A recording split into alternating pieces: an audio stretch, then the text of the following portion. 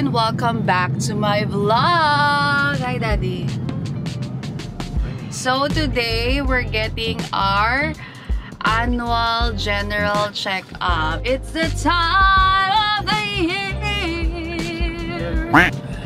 Yan na. Feeling ko yan, tayo naman.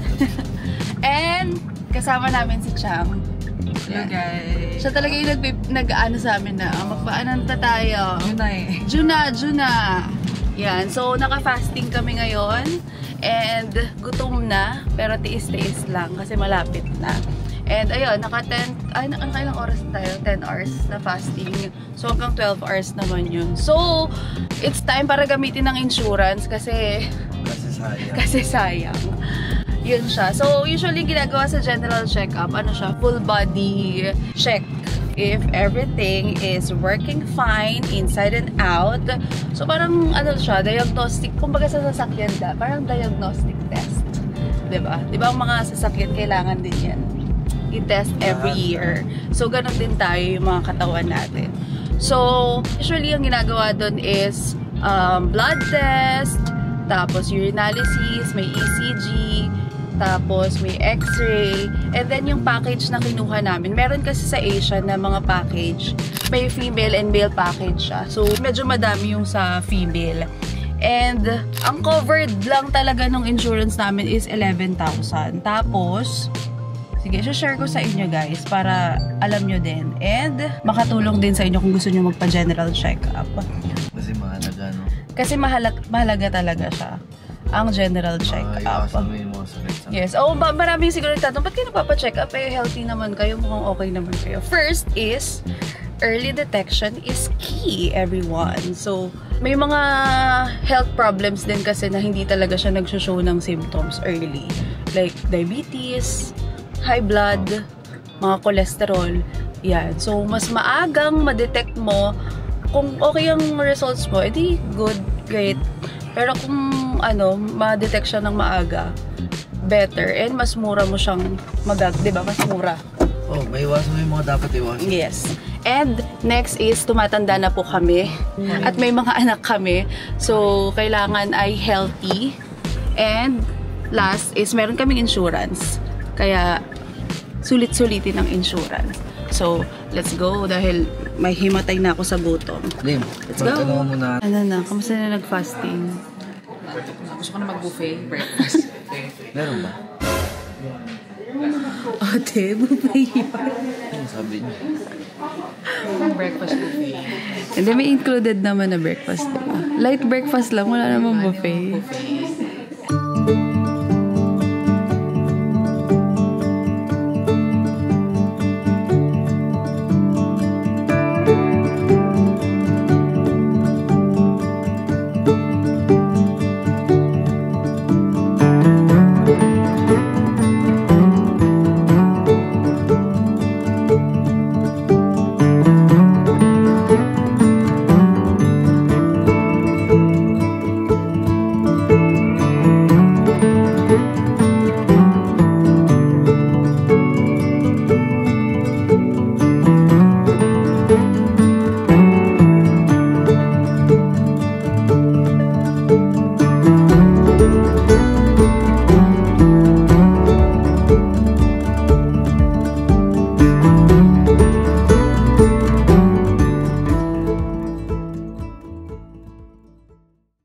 I love salmon. So, meron din kaming free breakfast. Ang kay Daddy ay chicken sandwich lang. Hindi ko nakita yun eh. Ha? And sa akin ay salmon rice.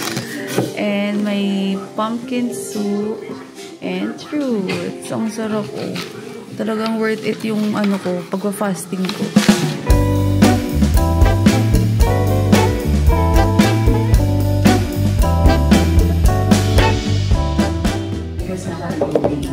So,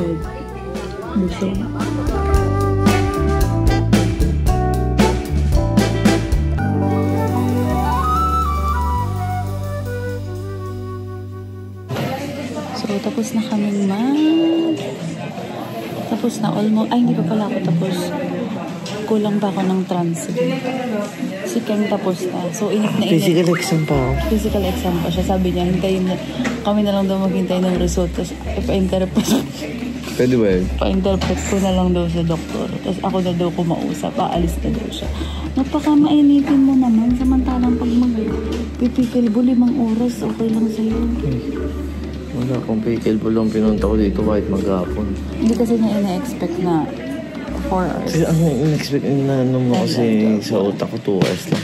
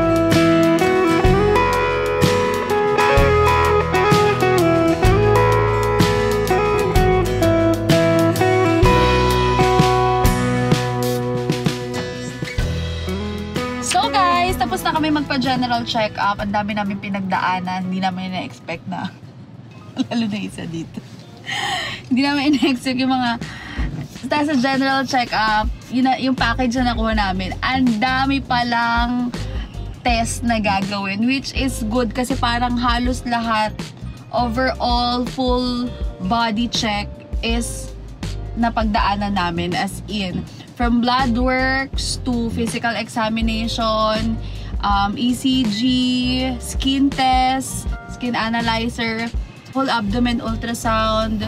Ako sa babae, pap smear, transvaginal. Yun, as in lahat talaga ng kailangan ma-check sa akin overall. Okay naman. Yung mga results. Ang nakakainis lang yung body recomposition ko. Ang ganda nung kay Keng, ang ganda kasi ng katawan mo ngayon eh. Tsaka ang ganda na nag-workout ka. Kasi si Keng talagang ano yan. Bakit ako nagpa-check up eh? Bakit? Ano ka ba? I feel healthy. And yun ang resulta. At Yung- yun ang results. Healthy. Yung age ni Keng sa body composition niya ay pang 21 years old. Grabe ang bagets! Habang 33 ka na. Tapos ako na 29 years old, pang 44 years old ang metabolic age ko. Grabe ba? Sobra na. So medyo obese kaya ako. Feeling ko obese ako eh. Sugar mama na lang. Pero naman kasi kagagaling ko lang sa panganganak, 'di ba? So 5 months ago akong nanganak. Nag-lose na ako ng 4 kg. Nag-lose na ako niyan ha. 'Di ba? Nag-workout ako, nag-pickleball pa ako. So yung span na yon na 5 months, good na yung 4 kg na na-lose ko. So, doing great naman, di ba? Very good ka pa rin. Kumpara mo naman kung hindi ka nag-workout. So, overall, all in all, okay naman. Goods na goods, healthy. Wala naman tayong mga malulubhang sakit. And today, guys, ay pupunta naman kami ngayon sa swimming class ni Isla Boy. Supposedly, ano dapat ang class ni Isla, Dad? Anong oras? 12. Pero, hindi ko na-expect na tatagal kami ng 6 hours sa ospital. Kaya, pina-adjust ko yung kanyang swimming. Naging 4 PM na. So, let's go! Done with the checkup. First day niya! Galing mo. Paano? Patingin ako ng swimming. Swimming. Paano yung swimming? Apple. Oh, apple. Mango. Banana. Banana. Say mango. Pajom. Mango. Pangjam. Mangga. Baja. Yan. Pajang. How to swim, Isla? How to swim? Can you show daddy how you swim, please? Tingin ng hands. Ano na? Uy! Uy! Uy! Uy! Uy! Uy! Uy! Uy, saglit lang to, 30 minutes lang daw. Na-expose ka ba nung bata ka sa mga sports? Hindi. Sa sports? Oo.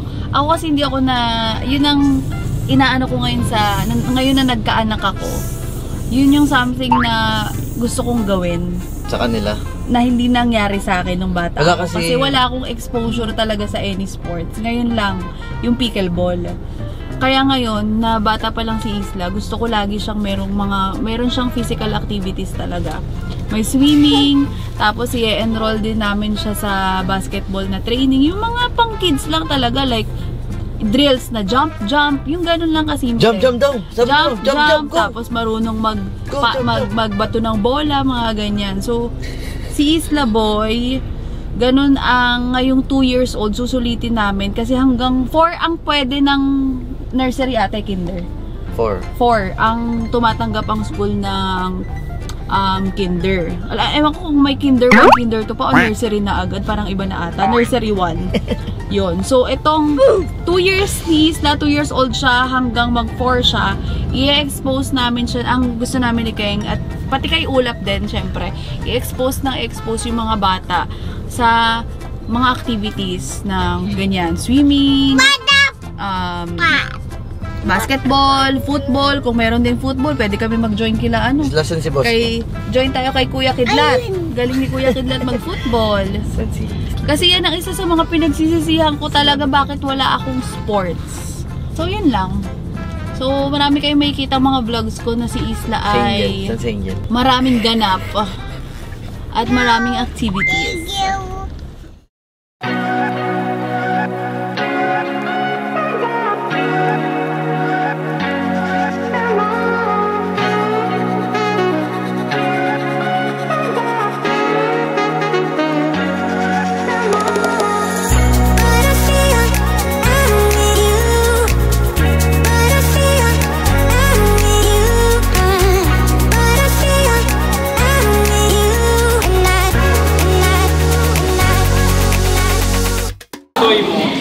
Huwag ka mag-jump dyan ha, hindi ka pa marunong. Kaya may short!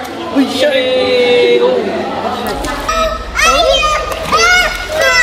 Ayan, balik kayo namin!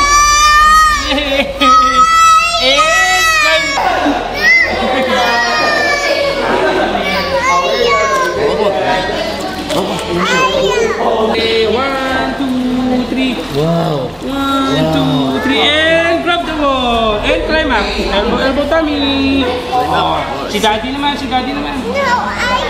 let's go! May muscle na. Oh, going back naman kay daddy! Climb it! Hawak! Bitawan mo siya! Bitawan mo yung wheel! Climb up! Oh. 10 seconds again! We're gonna count! Sit properly. 4, 3, It's okay. 1, and let's swim again. Going back kay daddy. Oh, going back.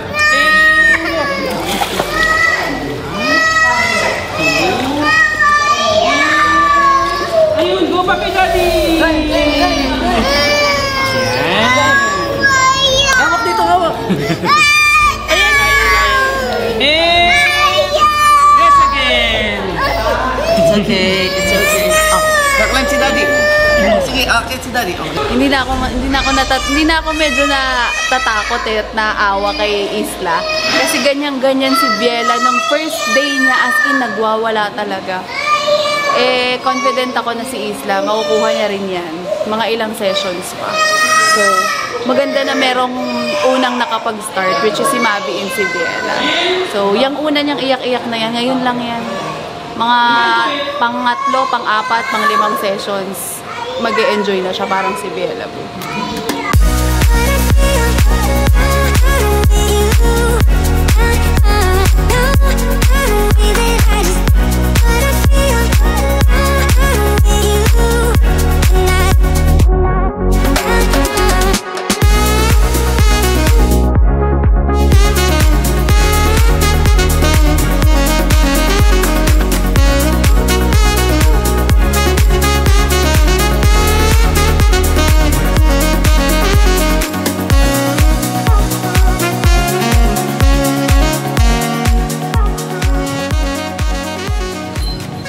job. Mommy. Let me see. Are you happy? Ayaw. Hindi siya masaya. Para siyang tinorture. Pero, matututo ka doon, anak. Let's go home. Mommy, what? Let's. Go home. Yes. Yeah. Let's go home na. You always make me blush so hard. My parents always stay on guard. I drop my cool when you're around. You are the hottest boy in town. I'm dreaming of a kiss from you and hoping it will all be true. But this is my imagination and it's real to me. I'm a girl in love.